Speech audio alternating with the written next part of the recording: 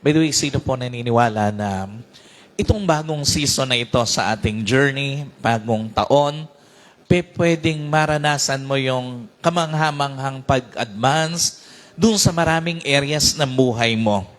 Naniniwala po kayo doon na pwedeng itong 2026 maging kamanghamanghang pag-advance ng Diyos doon sa financial aspect ng buhay mo, doon sa paglilingkod mo, sa relasyon mo, sa pangarap mo. It doesn't mean na hindi naging maganda ang ibang mga seasons sa journey mo o yung mga nakaraang taon sa buhay mo. Pero, alam niyo po, since life it is a continuous process, hindi lang basta dapat na ang buhay natin, yung iba't ibang areas ng buhay natin ay parang isang cycle lang na pabalik-balik lang. Dapat ang motivation natin sa ating journey, paganda siya ng paganda. Sino po naniniwala? Pwede namang gawin ng Diyos sa buhay natin yon na mula doon sa mas magandang sitwasyon, mas pagagandahin pa ng Diyos yung sitwasyon na meron tayo. Dapat ang motivation natin, hindi lang siya basta paganda ng paganda, kung hindi pa-advance ng pa-advance yung iba't ibang areas ng buhay natin. Either it is a financial aspect, ito man ay sa ating relasyon, sa ating pangarap, sa ating paglilingkod. Ang importante, maging malinaw sa atin, hindi lang siya dapat paganda ng paganda, kung hindi pa-advance din siya ng pa-advance. At the same time, dapat ang motivation natin, dapat pa-expand ng pa-expand yung iba't ibang areas na yon ng ating buhay. Sino po naniniwala? Dapat ang buhay mo, yung iba't ibang areas ng buhay mo, dapat umaalis dun sa dating kinalalagyan niya. Na kung ito yung sitwasyon ng financial mo noong 2025, dapat umaangat siya, dapat nag-a-advance siya, dapat mas gumaganda siya. Kung ito yung sitwasyon ng pangarap mo, dapat ngayong 2026, makita mo na ito ay paganda ng paganda. Kung ito yung sitwasyon ng relasyon mo, noong 2025, dapat ngayong 2026, ang makita mo, ang iyong motivation, ang iyong ine-expect, dapat paganda siya ng paganda. Maging doon sa iyong paglilingkod at sa iyong pangarap. Alam niyo po, dapat nagkakaroon ng paglago, nagkakaroon ng pag-advance, nagkakaroon ng pag-expand, yung iba't ibang areas na yon ng ating buhay. By the way, alam niyo po, sino naniniwala, hindi kasama sa plano ng Diyos sa journey mo na yung iba't ibang areas ng buhay mo, magiging cycle lang siya. Totoo ba yan? Hindi kasama sa plano ng Diyos na yung buhay mo pabalik-balik lang. Para bang minsan nandito ka at minsan bababa at minsan tataas na naman. No, hindi ganon ang plano ng Diyos sa buhay ng bawat isa sa atin. Maging sa iba't ibang areas ng buhay natin. Hindi kasama sa plano ng Diyos na yung financial mo o yung financial aspect ng buhay mo, parang cycle lang, pabalik-balik lang kung nasa saan. At hindi kasama sa plano ng Diyos sa buhay mo na yung relasyon mo, yung pangarap mo, yung paglilingkod mo, ay parang cycle lang na pabalik-balik, hindi siya umuusad. Alam niyo po, sino naniniwala? Dapat consistent yung pag-advance ng iba't ibang areas ng buhay natin. Na habang tumatagal, habang nagkakaroon ng panibagong taon, panibagong season sa buhay mo, dapat nagkakaroon siya ng panibagong kalalagayan. Hindi siya nag-i-stay kung nasaan ka lang before. Alam niyo po, dapat consistent ang growth ng journey ng bawat isa sa atin. Dapat consistent ang growth ng ating finances. Dapat consistent ang growth ng ating mga pangarap. Dapat consistent ang growth ng ating mga paglilingkod. Hindi dapat na pabalik-balik lang tayo sa journey natin. Alam niyo po, walang taong nakarating doon sa destiny na inihanda ng Diyos sa kanya nang pabalik-balik lang siya. Remember, yung first generation ng Israel, bakit it took 40 years doon sa ilang bago nakapasok yung second generation at yung malungkot pa, yung first generation hindi pa nakapasok. Nag-wander lang sila, nagpaikot-ikot lang sila doon sa wilderness. Nagpaikot-ikot lang sila doon sa ilang simply because dahil nga kagaya ng pinapakita sa atin ng Panginoon, Kapag ka ang iba't ibang areas ng buhay natin, nagpapabalik-balik lang tayo, hindi ito sumusulong, hindi ito nag-a-advance, hindi siya makakarating sa destiny na inihanda ng Diyos para sa iyo. By the way, sino po naniniwala? Meron naman talagang magandang destiny na nag-iintay sa financial aspect ng buhay mo. Totoo mo ba yun? Na hindi yung lagi ka na lang nandoon sa kakapusan, kakulangan, pagkakabaon sa utang, hindi iyon ang destiny ng mga anak ng Diyos. Totoo po ba yan? Hindi yun yung destiny ng mga taong nagsuko ng buhay niya sa Panginoon. No, maging yun sa pangarap mo. Hindi yun ang destiny ng pangarap mo na magpapabalik-balik lang. At yung paglilingkod mo, hindi iyon ang destiny na inihanda ng Diyos para sa iyo na magpapabalik-balik lang siya para siyang isang cycle lang na hindi umuusad. Again, sino po naniniwala? Ang destiny na inihanda ng Diyos sa iyo, pagdating sa usapin ng financial, isang maayos na financial. Totoo ba yan? Hindi itinakda ng Diyos sa buhay mo ang kahirapan. Maniwala ka, hindi ka dinala ng Diyos dito sa buhay na ito. Lalo na naglilingkod ka sa Panginoon, nakakilala ka sa Panginoon na ang buhay mo mauubos lang sa kahirapan. Yung panahon mo mauubos lang sa kahirapan. Alam niyo po, sino naniniwala pagdating sa usapin ng paglilingkod, hindi destiny ng paglilingkod mo ang hindi pamumunga. Totoo mo ba yan? Sa halip, ang destiny ng paglilingkod mo ay yung pagkakaroon ng mabungang paglilingkod. At sino po naniniwala, hindi itinakda ng Diyos sa buhay mo ang isang magulong relasyon, ang isang magulong marriage. At hindi itinakda ng Diyos sa iyo ang destiny ng pangarap mo ay isang pangarap na bigo. Alam niyo po, dapat yung destiny na inihanda ng Diyos sa iyo, unti-unti napapalapit ka. Unti-unti nag-a-advance ka.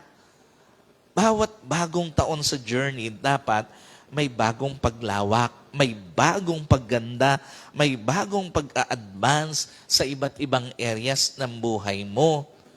Alam niyo po, kapag ka hindi natin nakita yung ganitong klase ng paggalaw sa iba't ibang areas ng buhay natin, kinakailangan magtanong na tayo sa Panginoon. Lord, ano yung mali? Bakit hindi nag-a-advance to na aspeto ng buhay ko? Bakit yung finances ko parang minsan maluwag, minsan kapos, minsan kulang? Bakit ganon? Bakit ganito yung pangarap ko? Minsan papalapit na ako kung kailan malapit na at saka parang mabibigo uli. Bakit ganon yung paglilingkod ko? Na minsan namumunga, minsan hindi.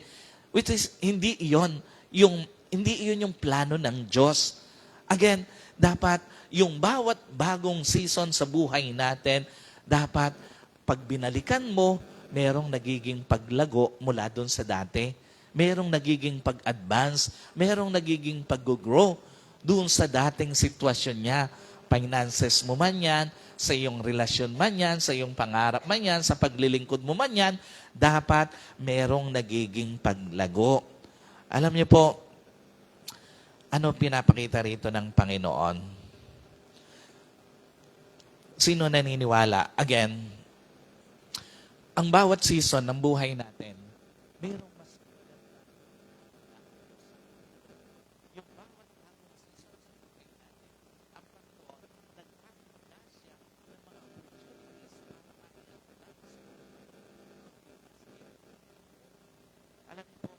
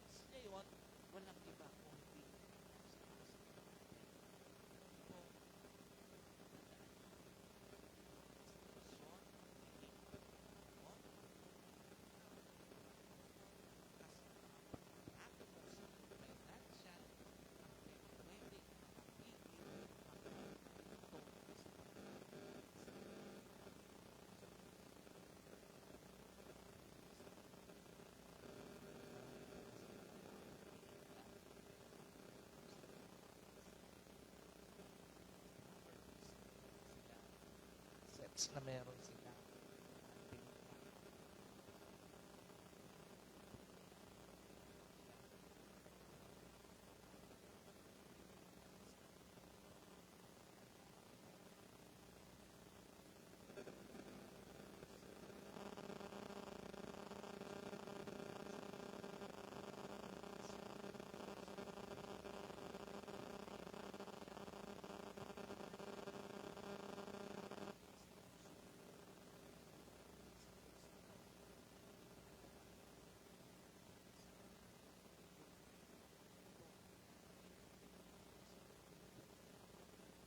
Channel of blessings natin. Na although tayo yung nagsikap, tayo yung nagsikap,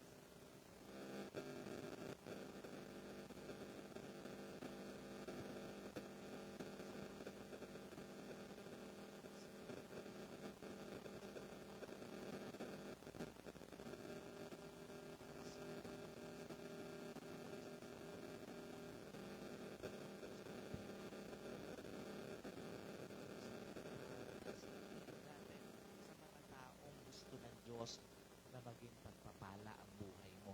At ang dalawa, sa journey na dapat inaasahan natin na ministry, i-advance niya.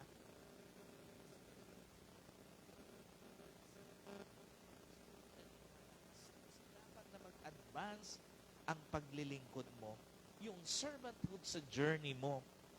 Hindi siya dapat huminto sa pag-advance, sa paglawak. Hindi ka dapat huminto sa kung nasaan ka man ngayon.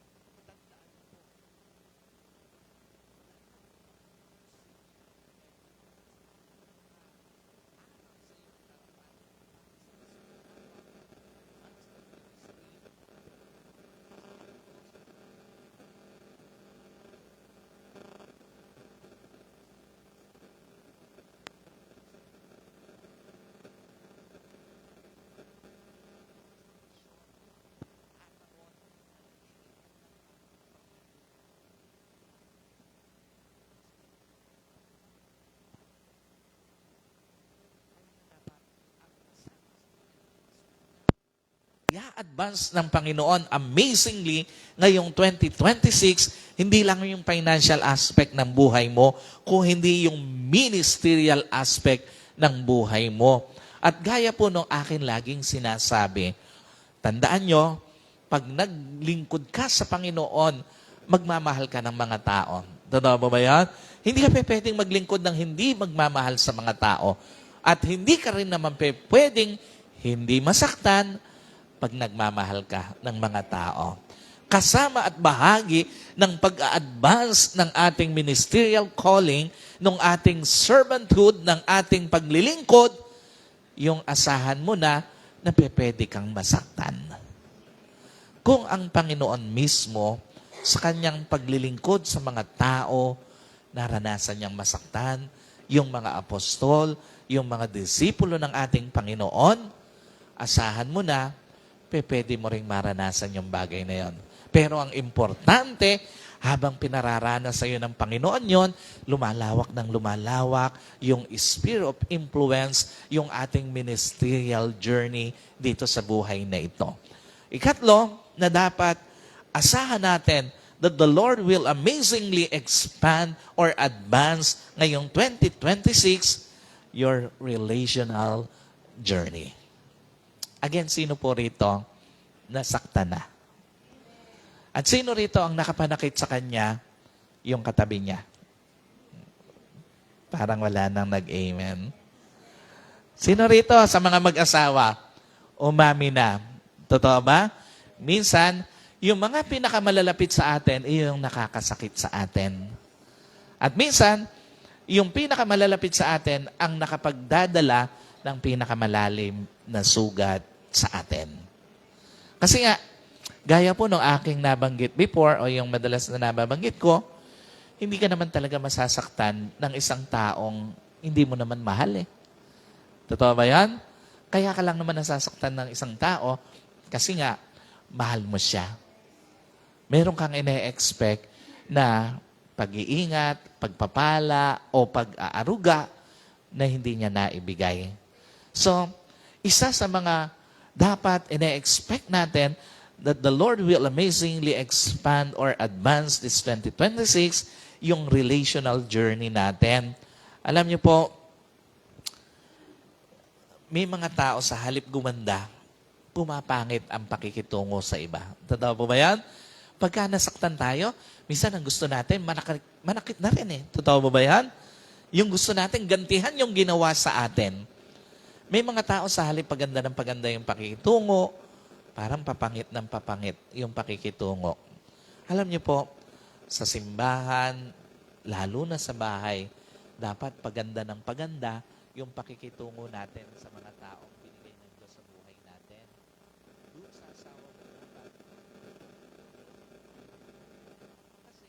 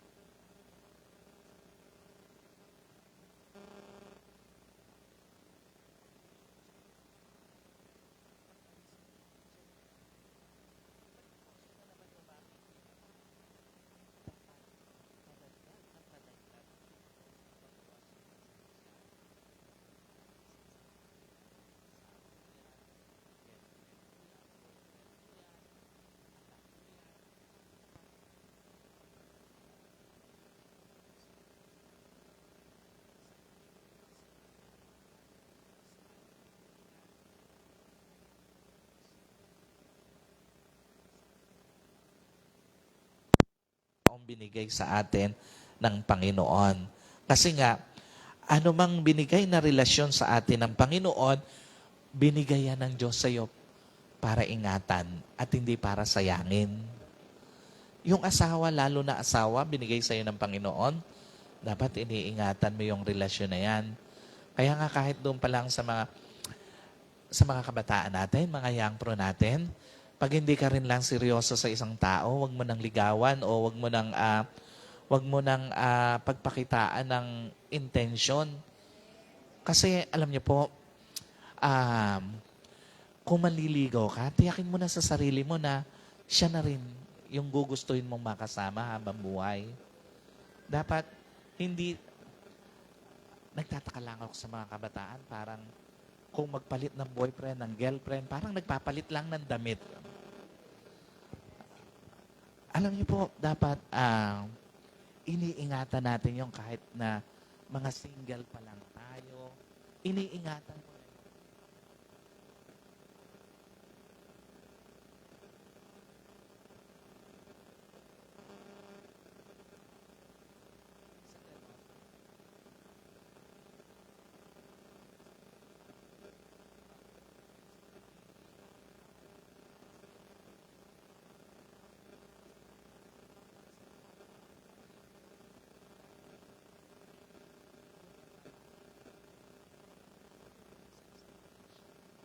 Dapat ganun yung ating motivation, ganun yung ating pananaw pagdating sa relasyon na binibigay sa atin ng Panginoon. How much more kapag sayangin yung relasyon na yan. Kasi yung binigay na yan na relasyon ng Panginoon, panghabang buhay na yan. Dapat iniingatan. Relationship are made to give, not to quit.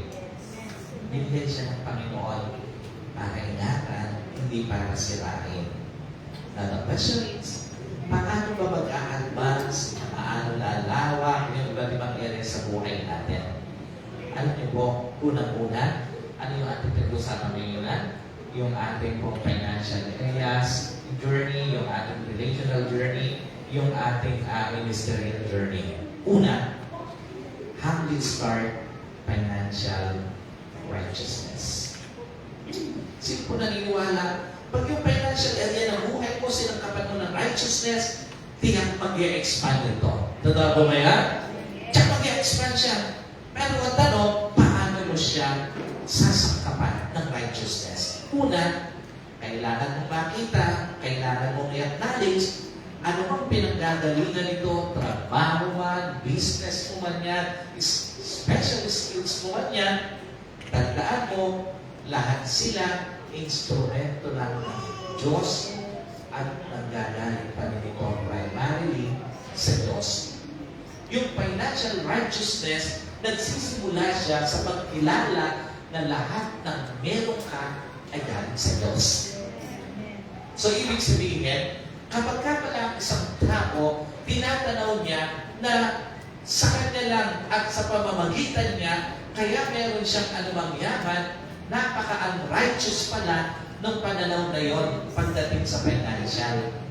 So dapat ang pananaw natin para magkaroon tayo ng tinatawag na financial righteousness, kilalanin mo na ang lahat ay instrumento lang ng Diyos, pero ang Diyos pa rin ang pinagagalingan ng lahat. Na anumang meron ka, sa Diyos pa rin ang galing ang lahat ng iyan.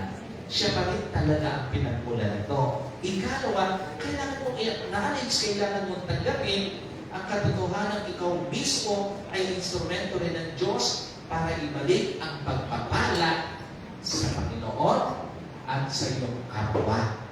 Dapat, gaya ng aking nabanggit kanina, ang Panginoon, nabibigyan natin ng dahilan kapag tayo ay nagiging ng dahilan para magpalain tayo pag nagiging pagpapala tayo sa iba. So, kasama sa financial righteousness, yung hindi mo lang i-acknowledge na ang lahat ay galing sa Diyos, kundi dapat pagpapala ka rin sa iba. Alam niyo po, ano pinapakita rito ng Panginoon? Ano bang pagpapala sa buhay mo ay balik ng Diyos sa patuloy mong pagtrato, sa mga biyayang tinanggap mo. Kaya ina-advance ng Diyos, pinalalawak ng Diyos ang pagpapala sa buhay mo kasi lahat yun, balik lang ng Diyos doon sa tamang pagtrato mo sa biyayang binibigay sa iyo ng Panginoon. So maniwala ka, it is not your ability or capability that keeps your finances from advancing. It is your righteous choice. Kaya siya mag-a-advance kasi tama ang ginagawa mo, sinasakapan mo ng righteousness, yung finances na binibigay ng Diyos sa buhay mo. Ikalawa, how do you start righteous servant? Ang tanong, paano mo siya gagawin? Una, huwag mong liitan, huwag mong limitahan ang kayang gawin ng Diyos sa paglilingkod mo. Ikalawa, huwag mong liitan, huwag mong limitahan ang kayang mong gawin sa paglilingkod mo. At ikatlo, ang pinaka-importante sa lahat, huwag mong pigilan ang Diyos. Una, sabi doon, huwag mong limitahan ang kayang gawin ng Diyos sa paglilingkod mo. Sino naniniwala? Although, tingin natin parang mahirap, pero wala namang mahirap sa Panginoon. Totoo po ba yan? Wala namang hindi kayang gawin ng Diyos kahit na parang imposible sa paningin ng tao. Kaya nga, kung meron lang tayong hindi dapat gawin, yung huwag mong lilikan, huwag mong lilimitahan ang kayang gawin ng Diyos sa paglilingkod mo. Alam niyo po, when we started this ministry, doon sa nasulog na tindahan ng e-bike, doon sa Casimiro, hindi pa nga natin napupuno yung pinakasalas doon eh.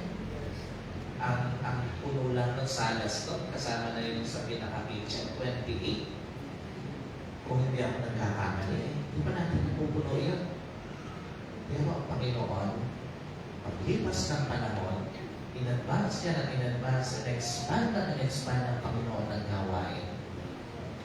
Alam niyo po, doon pangarap lang natin na magkaroon tayo ng sapat na panggastos, pamasahe, panghayo. Pero ngayon, bigyan tayo ng sasakyan ng Panginoon, panghayo. Hindi lang doon sa kalapit na baryo, o hindi doon sa ibang bayan pa. At pasin nyo, nakakarating yung mga leaders natin, mga pastors natin, hanggang sa Plaridel. At certain time, pag may mga outdoor activities, ang layo ng nakarating. Anong pinapakita rito ng Panginoon? Hindi mo kailangan liitan at limitahan ang ayaw gawin ng Diyos sa ministry mo. At huwag mong liitan, huwag mong limitahan ang kaya mong gawin sa paglilingkod mo.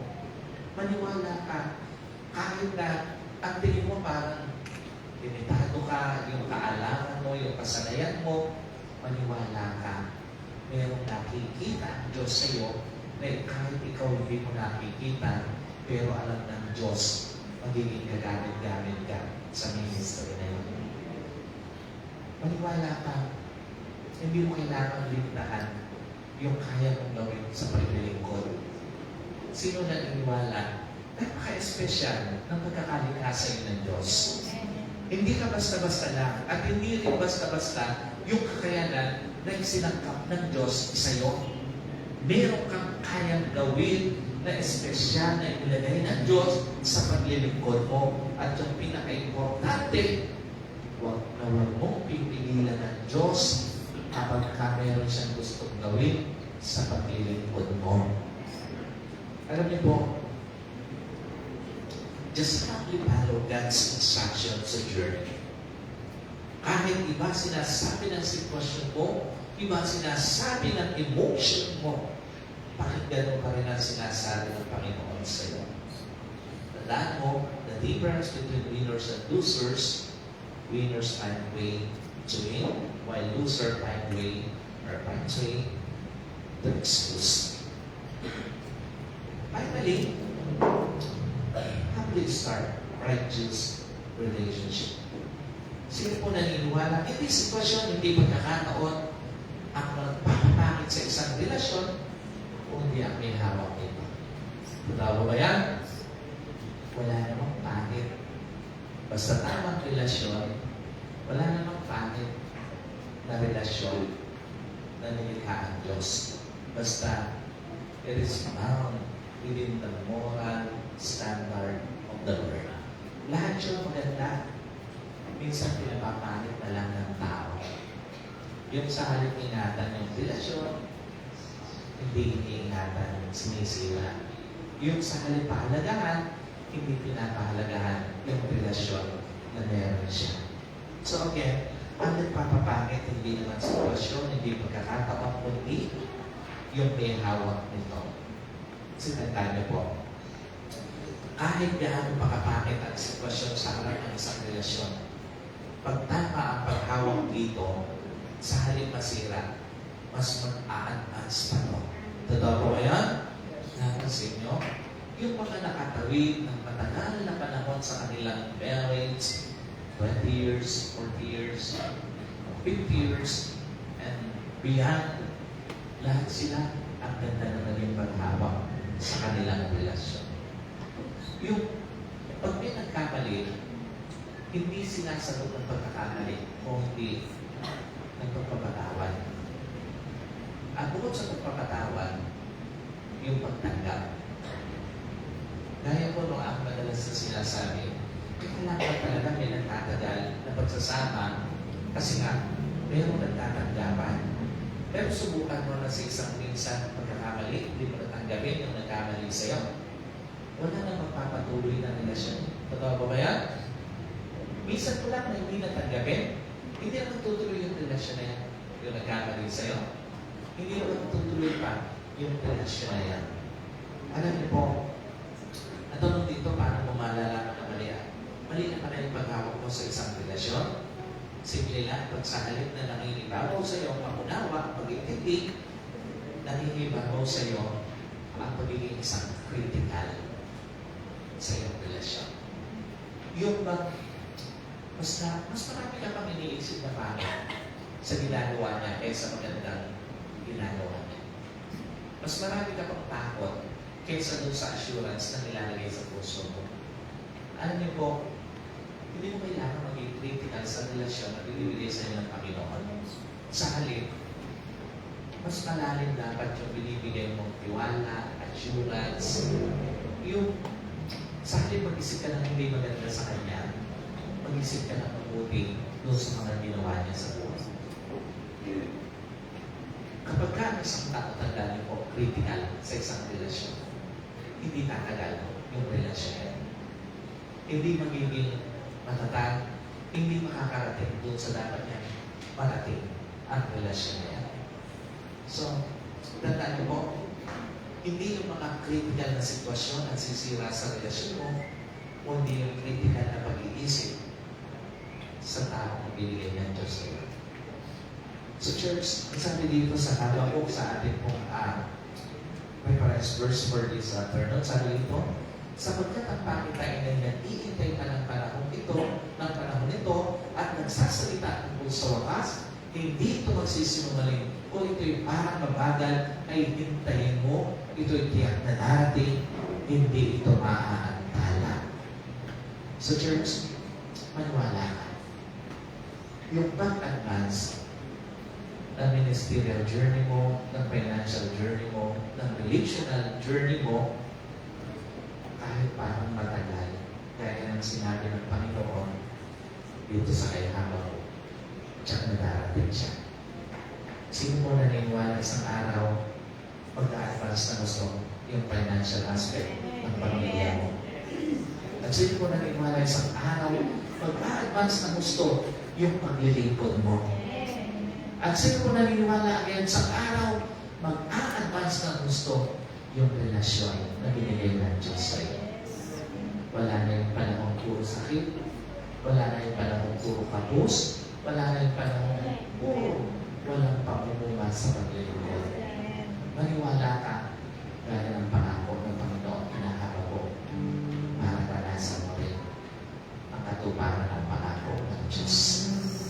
Hindi man mabilis, para mabagal man ang panahon, ang pagdating, what important is, kung sinabi ng Panginoon, tiyak, darating siya. So let us pray. Panginoon, binabalik po namin sa iyo ang pinakamataas na papuri.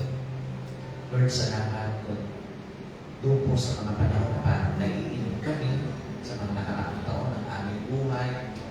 Parang naiinom kami na dumating yung pag-advance ng aming finances, ng aming paglilingkod, ng aming relasyon.